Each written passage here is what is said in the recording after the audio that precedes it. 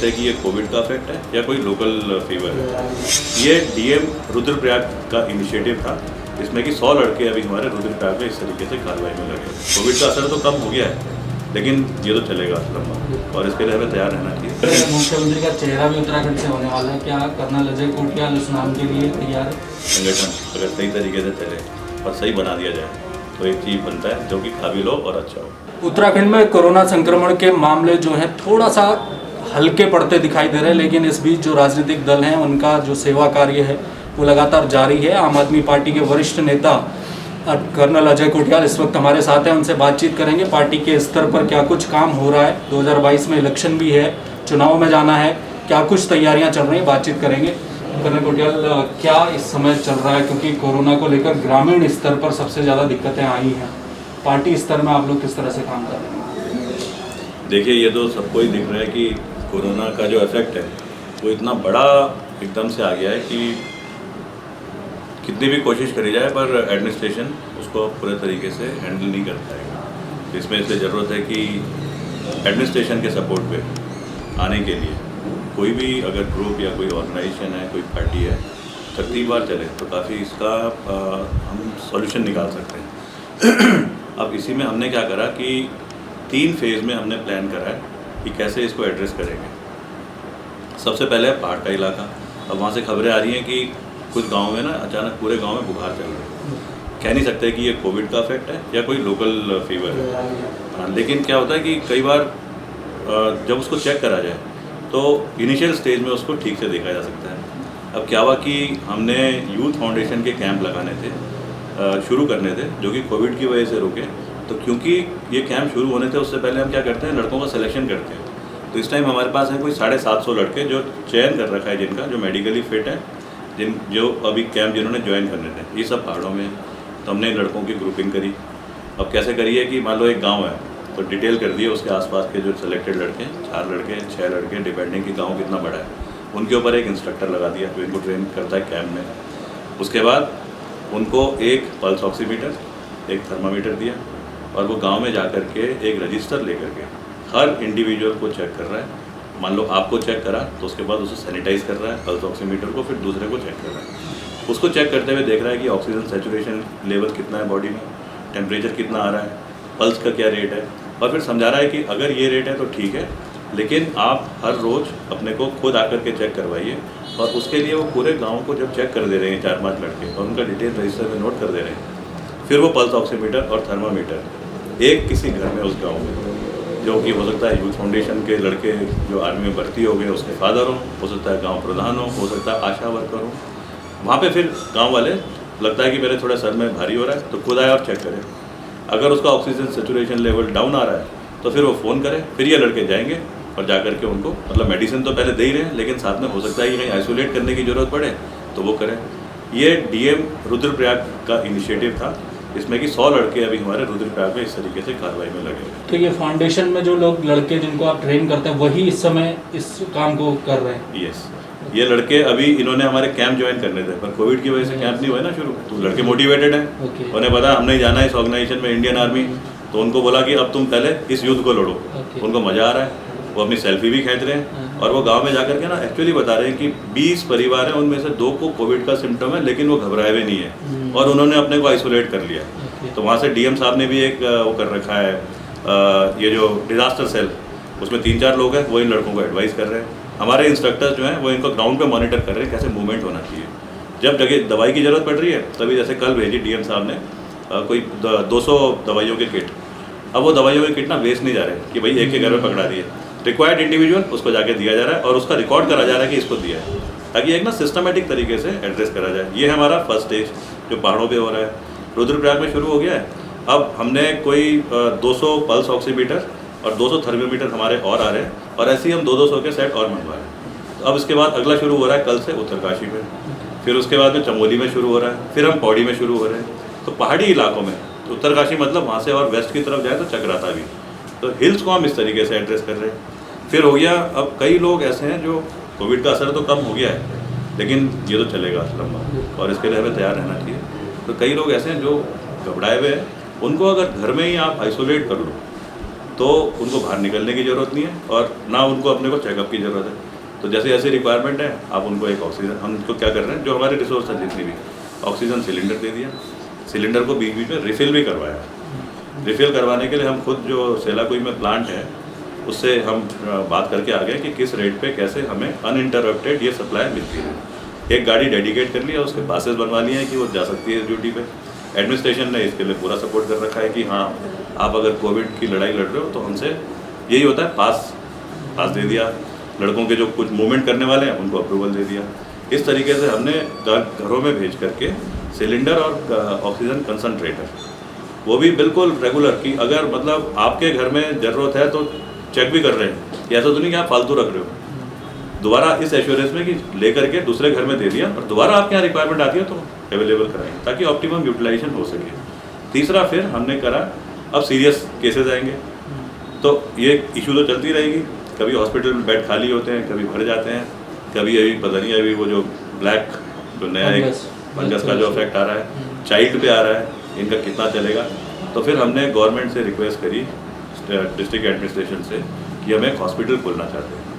तो उस हॉस्पिटल को खोलने के लिए जैसे परमिशंस की रिक्वायरमेंट होती है, एक होता है MPCC, medical pollution control committee, उनसे अप्रूवल लेना पड़ता है, ताकि आपके जो ये जो गार्बेज है, जैसे अब मास्क है, कोविड अफेक्टेड है तो इसको आप ओपन नहीं फेंक सकते, तो वो फिर कुछ एक मिनिमम अमाउंट लेते हैं और आकर के इस गार्बेज को, मेडिकल गार्बेज को कलेक्ट करके एक तरीके से डिस्पोज करते हैं। वैसे ही फायर फाइटिंग की रिक्वायरमेंट है, इक्विपमेंट की, वो प्लेस करने की ज़रूरत है, फायर फाइटिंग डिपार्टमेंट की ज़रूरत है, उससे हमने अप्रूवल दी। फिर डॉक्टर्स, हमने ये जो इंडियन मेडिकल एसोसिएशन है उसमें डॉक्टर अशोक लूथरा हैं, उनसे हम मिले, उन्होंने हमको डॉक्टर अमित सिंह से मिलवाया जो प्रेसिडेंट है IIMA के, तो उन्होंने हमारे को ना अच्छे मोटिवेटेड वॉलंटियर डॉक्टर्स से मिलवाया। अब हमारे पास डॉक्टर की जो रिक्वायरमेंट है वो पूरी हो गई। हमारे यूथ फाउंडेशन के लड़के जो कई आर्मी में भर्ती नहीं हुए हैं, उन्होंने फार्मेसी का कोर्स करा बाद में, वो हमारे साथ केदारनाथ में थे। अभी हम बर्मा में एक सीरियस प्रोजेक्ट कर रहे थे, वहाँ पे थे वो लड़के। तो ऐसे हमने 4 ये अपने फार्मेसिस्ट जो जिनको डिसिप्लिन भी आता है, ट्रेनिंग भी आती है, और यूथ हैं 29-30 साल के, उनको लगा दिया। दिल्ली में जैसे लेडी हार्डिंग हॉस्पिटल है, कलावती हॉस्पिटल है, राम मनोहर लोहिया है, इनसे हमारे एसोसिएशन है। उनके जो सीनियर डॉक्टर्स हैं उनको हमने ऑन कॉल और इस पर वर्चुअल ड्यूटी पे मतलब अपने साथ जोड़ लिया है, सब वॉलंटियर्स हैं। अब रिक्वायरमेंट वहाँ पे थी कि बेड्स लगाए गए, अच्छा एक सेटअप है, उसके साथ में वहाँ पे ऑक्सीजन फैसिलिटी प्रोवाइड करी जाए। पहले हमने सिलेंडर लगाए, अभी हमें परसों से हमने पाइप लगाने शुरू कर दिए, ताकि हर एक को जैसे होता है बेड में ही ऑक्सीजन मिले। फिर उसके बाद में वहाँ पे कोई हमने 20 बेड के लिए 18 कंसनट्रेटर रख रखे हैं। फिर एक अच्छा सा क्लीन वो बना दिया है अपना कुक हाउस, जिसमें कि बढ़िया मतलब न्यूट्रिशियस खाने का इंतजाम हो। आज से हमारा वो हॉस्पिटल शुरू हो रहा है। पहला पेशेंट आज एक आ रहा है जो कि पोस्ट रिकवरी दून हॉस्पिटल से डिस्चार्ज हो रहा है। अब जैसे ही वो हम शुरू करेंगे ना तो फिर धीरे धीरे हम उसको बढ़ाएंगे। उसके बाद पोस्ट रिकवरी में होता है कि तो इसमें सारे पेशेंट सर पोस्ट रिकवरी वाले ही आप रखेंगे? अभी शुरू करते हैं पोस्ट रिकवरी पे। और दूसरा है ये जो होता है ना normal to moderate, initial mild to moderate, हाँ उसमें हम वो कर रहे हैं कि कैसे इनको भी मतलब उनको रखना है। अब कई बार हो सकता है कि पेशेंट ना सीरियस हो जाए, तो हमने CMO ऑफिस से बात करी जो बहुत हेल्पफुल है, रेफरल करेगी। उन्होंने कहा आप एम्बुलेंस का इंतजाम करो, आप रेफर करिए दून हॉस्पिटल, और इन जगहों पे हम वो कॉन्टैक्ट कराते हैं ताकि रेफरल का भी प्रोविजन रहे। फिर उन्होंने हमें मेडिसिन देने की बात कर दी। हम तो चैरिटी में फ्री में ही कर रहे थे सब, क्राउड से लेकर के कुछ अपना वो करके। अब उन्होंने कहा कि हम आपको मेडिसिन भी देंगे, डिस्पोजेबल ये जो क्लोथिंग होती है वो भी देंगे, और कोई चीज़ की ज़रूरत है तो वो भी करेंगे। तो मतलब एक ऑर्गेनाइज तरीके से जो आज मेडिकल सेटअप है उसको पैरेलली सपोर्ट करने के लिए आज इस हॉस्पिटल को क्रिएट करने का जो मकसद था वो ये था कि हम समझ लें कैसे चलता है, और उसके बाद इसको हम रेप्लिकेट करें और 20 जगहों पे अलग अलग तरीके से। तो ये हमारा ये मेडिकल प्लान था जो कोविड से लड़ने का, उसमें सिस्टमेटिक चल रहे हैं। अब ऐसे ही आम आदमी पार्टी के कई जो कार्यकर्ता हैं वो भी अपने डिस्कशन करते रहते हैं। तो अभी 3 दिन पहले उन्होंने ही प्लान करा सबने कि हम क्या कर सकते हैं, हम मोबाइल एम्बुलेंस तैयार करते हैं। मैं उसे बोलूँगा मॉडिफाइड मोबाइल एम्बुलेंस डालो। तो उसमें एक एम्बुलेंस है, आज रिक्वायरमेंट तो आ रही है क्योंकि कहीं ना कहीं पेशेंट को मूव होना ही है। जितना जल्दी एम्बुलेंस मिले और जितना जल्दी वो हॉस्पिटल में पहुंच सके उतना उसकी बॉडी का डैमेज कम होगा, टाइम पे उसको इलाज मिल सकता है। तो उसके लिए इनके दिमाग में आया कि ऑटो करते हैं। अब ऑटो का एडवांटेज कि उसे तो हर गली पता है, हर मोहल्ला पता है देहरादून का, वो हर जगह घुस सकता है। उसे पता है घंटा घर में अगर आज भीड़ है तो दाएँ या बाएँ से कहाँ से जाना है, वो घोसी गली में भी चले जाएगा, वहाँ से भी लेके आ जाएगा पेशेंट को। उसे एड्रेस दो, उसे जगह एकदम से मिल जाएगी। और उसके बाद वहाँ पे पेशेंट के साथ में एक सिलेंडर अंदर लगा दिया, ताकि जब मूव कर रहे हैं पेशेंट को तो मेडिकल जो अपना ऑक्सीजन फैसिलिटी है, रेगुलेटर लगा दिया, जो उसका पायलट है, ड्राइवर है, उसको ये यूज़ करने का तरीका बता दिया, और डायरेक्टली ये लोग मॉनिटर कर रहे हैं जिन्होंने चैरिटी की तरह ये एम्बुलेंस वगैरह दी है। तो ऐसी फैसिलिटीज़ और ऐसे तरीके ना दिखते छोटे हैं, लेकिन कहीं ना कहीं अगर ये गवर्नमेंट को सपोर्ट कर दे तो गवर्नमेंट पे भी बर्डन कम होता है। आज डॉक्टर्स को अगर क्लर्क वाली ड्यूटी में बैठना पड़े वो तो नहीं होना चाहिए, डॉक्टर्स ही असली फाइटर है, उनको ये सपोर्ट देने की ज़रूरत है ताकि वो खुल करके अपने रिलैक्स माइंड से कोविड में अपनी जो एक्सपर्टीज़ है वो दे सके। तो हम ऐसी चीज़ें डॉक्टर्स को सपोर्ट करने के लिए देने का तरीका सीख रहे हैं, रोल मॉडल एग्जाम्पल बनाने के बाद, और फिर उसे एक्सपैंड करेंगे। सर, आम आदमी पार्टी आपने ज्वाइन की, लेकिन अभी तक आपको कोई नई जिम्मेदारी नहीं मिली है। क्या पार्टी इंतज़ार कर रही है या कोई रोड मैप है? कब तक इस बात के लिए एक नई जिम्मेदारी के तौर पर आएंगे आप? जिम्मेदारी तो मैं समझा नहीं क्या नई होती है पुरानी होती है। आम आदमी पार्टी आज यहाँ पे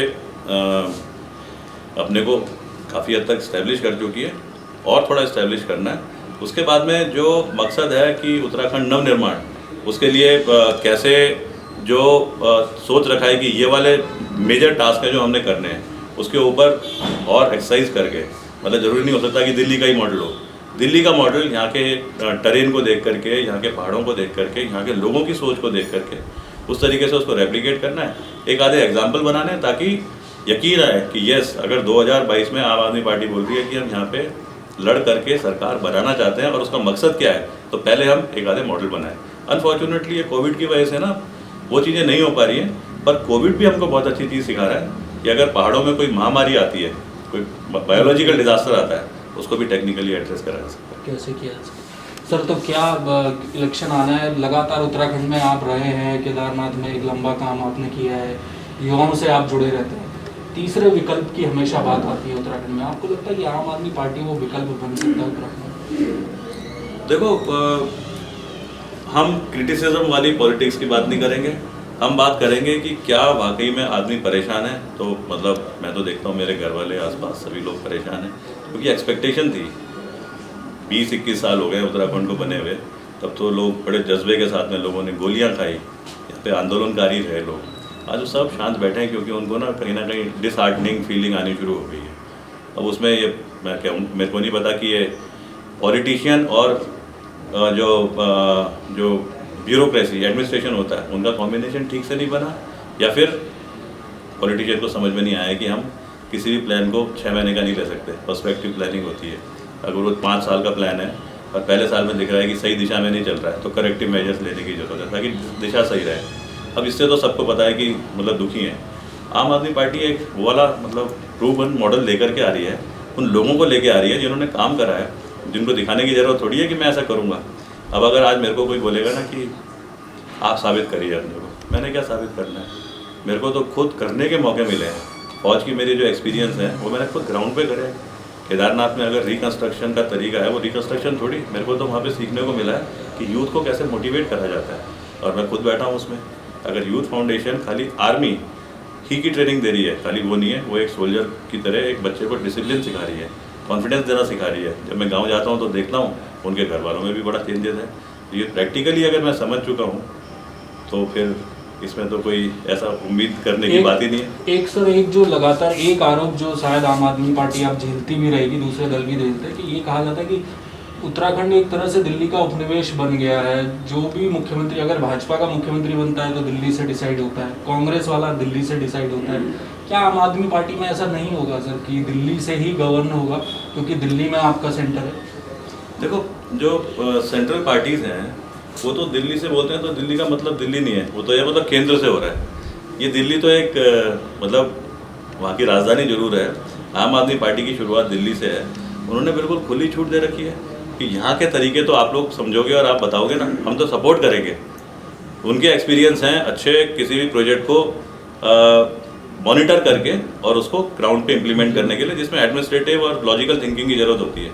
ग्राउंड पे तो बताना हमको है ना कि ये वाली प्रायोरिटी 1 है, ये प्रायोरिटी 2 है। ज़रूरतें तो 50 होंगी, हम पहले 5 प्रायोरिटीज़ बताएंगे, उन 5 प्रायोरिटीज़ को वो समझाएंगे कि ये एक तरीका है। जैसे आज मैनेजमेंट का तरीका होता है, उससे क्या होता है, चीज़ें आसान होती है, जल्दी होती है, और कहीं एरर हो रही है तो पता चल जाती है। तो जो टीम होगी ग्राउंड पे काम करने वाली पूरी तरह से उत्तराखंड की होगी। आप इलेक्शन ही उत्तराखंड वालों ने लड़ना है, तो टीम उत्तराखंड। मुख्यमंत्री का चेहरा भी उत्तराखंड से होने वाला है, क्या कर्नल अजय कोटियाल उस नाम के लिए तैयार है? जब मैं इससे इंडियन मिलिट्री एकेडमी से पास आउट हुआ था तो हम 350 लोग थे, तो उनमें से ना पहले सब सेकंड लेफ्टिनेंट थे, फिर लेफ्टिनेंट बने, फिर कैप्टन बने, 33% कर्नल बने, फिर उसके बचे हुए जब ब्रिगेडियर बने तो और 33% कम हो गए, फिर और 33% कम हो गए। तब कोई थोड़ी ये सोचता है कि मैं इंडियन आर्मी का चीफ बनूंगा, वो कहता है मैंने मेहनत करनी है, और उसी में से ना कहीं संगठन अगर सही तरीके से चले और सही बना दिया जाए तो एक चीफ बनता है जो कि काबिल हो और अच्छा हो। चलिए, हमसे बात करने के लिए बहुत अच्छा। थैंक यू, धन्यवाद। तो ये थे कर्नल अजय कोटियाल, जो बिल्कुल पॉजिटिव मोड में नज़र आ रहे हैं। उनका कहना है कि इस समय कोरोना महामारी है, उससे निपटना है। केवल ये वक्त नहीं, आने वाले समय में जिस तरह से ब्लैक फंगस के मामले दिखाई दे रहे हैं, आने वाले समय में और भी दिक्कतें आएंगी, तो एक हेल्थ का जो पूरा इंफ्रास्ट्रक्चर है वो खड़े करने की ज़रूरत है, उस पर काम कर रहे हैं। राजनीति पर भी उन्होंने कुछ अपनी बातें रखी हैं। 2022 में चुनाव होना है, इस समय अभी पार्टी में कोई पद उन्हें नहीं दिया गया है, लेकिन एक बड़ी एंट्री उनकी हुई है। लंबे समय से उत्तराखंड में काम कर रहे हैं, जो सैन्य बाहुल पूरा बड़ा इलाका है उत्तराखंड का, निश्चित तौर पर उनके पीछे खड़ा नजर आएगा। तो एक बड़ी जिम्मेदारी के लिए तैयार है, और इशारों में उन्होंने इस बात को भी कहा है, अगर काबिलियत आप रखते हैं, मेहनत करते हैं, अच्छा काम करते हैं, तो कोई भी संगठन आपको बहुत ऊपर तक ले जा सकता है। कैमरामैन प्रदीप इस्ट के साथ हेम भट्ट, जय भारत टीवी।